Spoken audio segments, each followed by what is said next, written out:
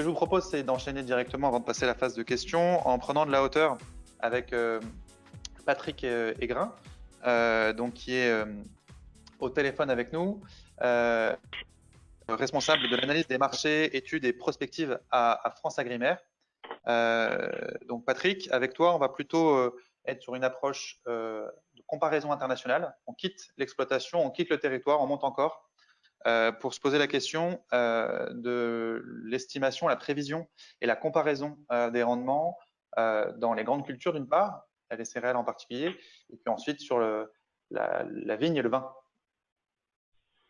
Oui, bonjour à tous, merci de m'avoir invité à participer. Alors, je ne fais pas tout ce que tu as dit à France Agrimaire, je fais moins que ça quand même. Voilà, donc je m'occupe principalement des, des, des problématiques et des fonctions communes à différentes filières agroalimentaires. C'est-à-dire, je m'occupe de consommation, d'évaluation de politique publique, etc., de prospective ou de biomasse. Et je connais un petit peu la filière vitivinicole pour y avoir travaillé pendant quelques temps, et notamment à l'OIV, donc à l'Office international de la vigne et du vin, où j'ai pendant longtemps suivi la conjoncture mondiale. Voilà, c'est la raison pour laquelle je vais m'intéresser à cette question. Mais on va passer à la première diapositive. Globalement, avant d'aborder les problèmes de mesure vraiment et de comparaison à l'international, de ces mesures de rendement spécifiquement dans le cas vitivinicole, je voudrais vous présenter très rapidement une autre activité de France Agrimaire qui est en relation en matière d'évaluation et non de mesure directe de la productivité. C'est globalement ce qu'on appelle Céréops, certains d'entre vous le connaissent peut-être. C'est un système d'évaluation de l'état des cultures au fur et à mesure de l'avancée de la campagne et qui s'occupe principalement des céréales. Donc vous avez ici les céréales qui sont suivies, blé tendre, orge, les deux orges, le blé dur et le maïs grain. Globalement, ce sont des notations qui sont réalisées par des personnes de terrain. Voilà, et on note les stades de développement. Il y a 6 stades de développement pour les céréales à paille, 7 pour le maïs grain, et comme semer, lever, récolte, etc. Et surtout, on regarde les conditions de culture. Il y a 5 indicateurs et le nombre de jours disponibles pour les travaux agricoles, 3 indicateurs. Bon. Et on va passer à la diapositive suivante pour qu'on voit le type de résultat que ça donne. C'était l'exemple de 2016. Et vous voyez qu'on a vu assez tôt se dégrader en 2016 la part des surfaces qui étaient classées bonnes et très bonnes, ce qui nous a permis assez tôt dans la campagne 2016 de savoir qu'on allait vers une récolte assez catastrophique. Et vous voyez, les graphiques le montrent, mais ça a permis ce suivi qui n'est pas véritablement la mesure de la productivité, mais d'avoir une idée des conditions réelles de la récolte, les gens faisant des tours de plaine, ce qu'on appelle des tours de plaine, c'est-à-dire allant regarder si les grains étaient pleins ou pas pleins, et les grains étaient vides. Voilà. Alors, on va passer maintenant à la viticulture. C'était simplement pour vous parler de cette activité-là. Alors, pourquoi est-ce qu'on s'intéresse? Alors, j'ai un point de vue un peu particulier par rapport à beaucoup d'intervenants. Moi, je suis un économiste, donc voilà, donc, et plutôt macroéconomique. Donc, l'intérêt de la mesure de la productivité technique globale et des facteurs de productivité. Alors, je ne reviens pas sur des questions très compliquées qui sont de savoir si, par exemple, il y a des effets d'échelle en agriculture, des choses comme ça. On va pas aborder ces questions-là qui sont dramatiquement compliquées, mais en tout cas, ce que je veux dire, c'est qu'en viticulture, un des éléments importants, c'est que le passage de la vendange manuelle à la vendange mécanique a transformé le principal coût variable, c'est-à-dire dépendant des quantités, et l'a transformé en un coût fixe. D'accord, une heure de machine à vendanger pour récolter 70 quintaux ou pour en récolter 120, ça te coûte toujours une heure de machine à vendanger. Et dans ce cas-là, eh bien, on a transformé une production qui avait une grande part de coûts variables en une production qui a une grande part de coûts fixes. Et quand vous avez entre les mains une production majoritairement à coût fixe, le seul facteur diviseur des coûts globaux que vous avez entre les mains, c'est la productivité. Et ça, c'est assez essentiel, surtout si vous êtes en stratégie, ce qu'on appelle coût-volume. C'est-à-dire si vous faites la même chose que les copains, mais que vous visez à le faire moins cher. Voilà. Parce que votre facteur diviseur des coûts globaux, ça va être la productivité. Et donc ça, c'est assez essentiel. Alors en viticulture, il ne faut pas considérer que c'est l'alpha et l'oméga de tout, parce qu'il y a toute une partie de la production qui est dans des stratégies de différenciation. Mais il n'empêche quand même que ça a beaucoup d'importance pour toute une partie, et notamment sur le marché mondial du vin, où globalement, voilà, il y a toute une partie du marché qui est constituée de produits dont on peut considérer qu'ils sont quand même en stratégie coût-volume. Deuxième chose qui était intéressant à regarder à travers la question de la productivité sur la viticulture, c'est que c'est a priori une plante qui ne nécessite pas beaucoup d'eau et qui d'ailleurs historiquement, agronomiquement, était dans des sols plutôt pauvres. Il n'empêche quand même que voilà, cette question justement de la productivité et des stratégies commerciales fait que on a vu, notamment sur la partie vignoble de cuve, donc destinée à la vinification, une part de plus en plus importante du vignoble être irriguée. Et ça, c'est relativement important. Et ça pose des questions aussi de durabilité, parce que qu'est-ce qu'on est en train de mesurer, qu'est-ce qu'on est en train de prévoir? On a bien vu avec les intervenants précédents les impacts économiques forts et directs qu'il y a comment s'appelle à mesurer cette productivité. Il faut aussi regarder et s'inscrire un peu dans la durée, et notamment la gestion de l'eau n'est pas une question simple en situation de changement climatique. Donc on va passer au résultat suivant. Voilà.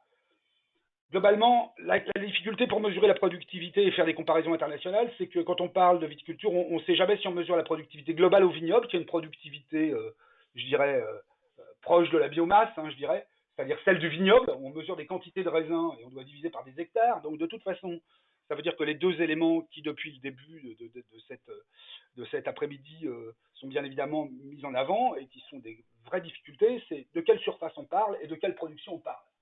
Voilà, parce que les superficies en viticulture, on ne sait jamais si on parle de superficie totale du vignoble planté, sachant que des friches viticoles, ça existe, sachant qu'il y a pas mal de manquants parfois dans les vignobles. Donc, est-ce qu'on parle de productivité au cep? Est-ce qu'on parle de productivité à l'hectare? Qu'est-ce qu'on fait des tournières? Voilà, qu'est-ce qu'on fait? Voilà. Toutes ces questions-là sont des questions. Est-ce qu'on parle de superficie globale? Est-ce qu'on parle de superficie qui donne lieu à commercialisation? Toutes ces questions sont des questions qui ne sont pas si simples à déterminer et à comparer à l'international.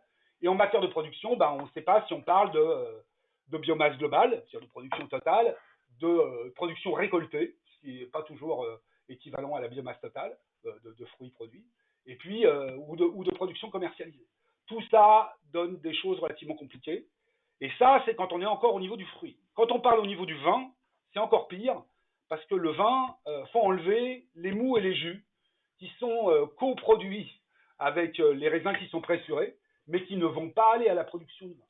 Sachez simplement, par exemple, que pour un pays comme les États-Unis, la production moyenne doit être entre 23 et 25 millions d'hectolitres aujourd'hui. Ils coproduisent régulièrement 7 millions d'hectolitres de jus à peu près tous les ans, en plus.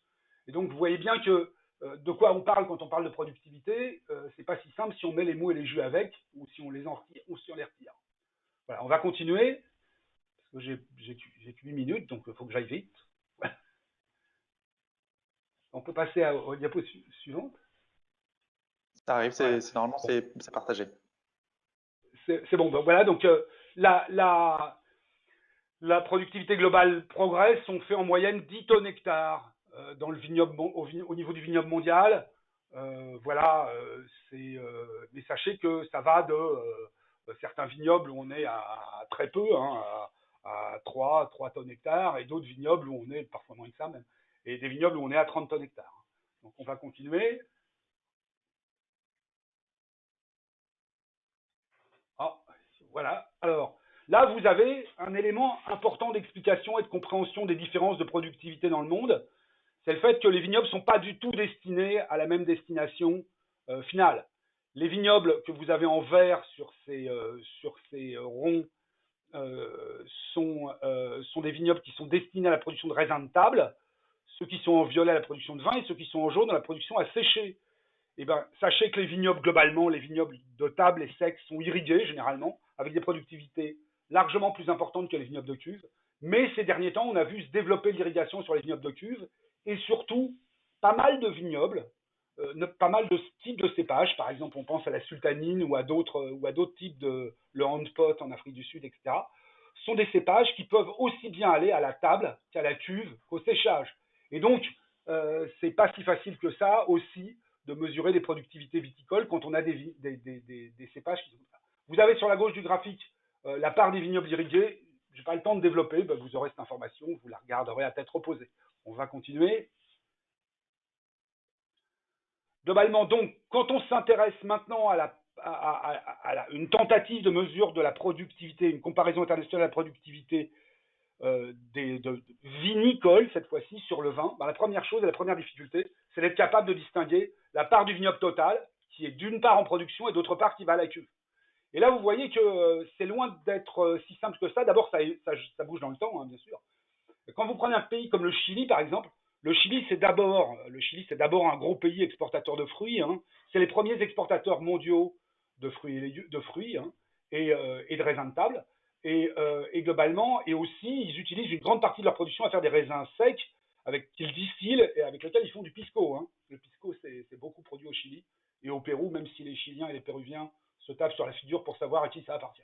Mais en termes d'appellation, mais globalement, vous voyez que le vignoble, en fin de la décennie 90, simplement 40% du vignoble chilien était destiné à la cuve. Maintenant, c'est presque 70%, 65% aujourd'hui, parce que le Chili a pris beaucoup de positions sur le marché mondial vinicole, mais ça ne reste que 2 tiers du vignoble chilien qui va à la cuve. Et vous êtes à peu près dans des proportions un petit peu supérieures aux États-Unis. Hein, voilà, et ça, il faut le garder en tête. Donc, quand on fait les productivités, faut mieux prendre il est préférable de prendre le bon dénominateur, et ce bon dénominateur n'est pas toujours facile à mesurer. C'est ça sur lequel je voulais insister. On va continuer. Je vous disais tout à l'heure, qu'est-ce qu'on fait des jus et des mous? Je voudrais simplement, sur ce graphique-là, vous montrer l'importance que ça prend au plan mondial. C'est l'équivalent de 25 millions d'hectolitres. 25 millions d'hectolitres, c'est quand même c'est 3,2 millions de tonnes à peu près. Et 3,2 millions de tonnes, c'est à comparer à 5,2 millions de tonnes, qui est la production totale de ce qui va au séchage dans le monde. Donc c'est pour vous dire c'est loin d'être une erreur marginale, c'est pas une petite chose, quoi. Voilà. Et donc ça a une influence et ça rend une difficulté grande sur les mesures. Alors là, vous avez pour les pays pour lesquels on a pu le faire, une comparaison de la production de vin hors jus et mou par rapport à la superficie de cuve en production estimée pour voir vraiment ce que ça pouvait donner. Et surtout, vous voyez dans le graphique du bas des choses complètement bizarroïdes qui sont le reflet de choses qu'on ne sait pas faire en réalité aujourd'hui en plan statistique.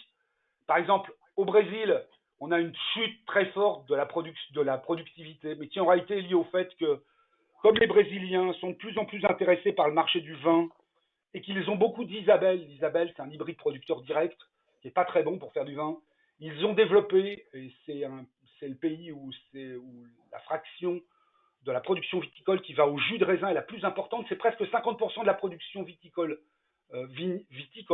brésilienne qui fait des jus de raisin. Et au fur et à mesure que s'est développée cette production, on a vu les statistiques se modifier et sortir du secteur vinicole les jus et mous qui allaient au jus. Voilà.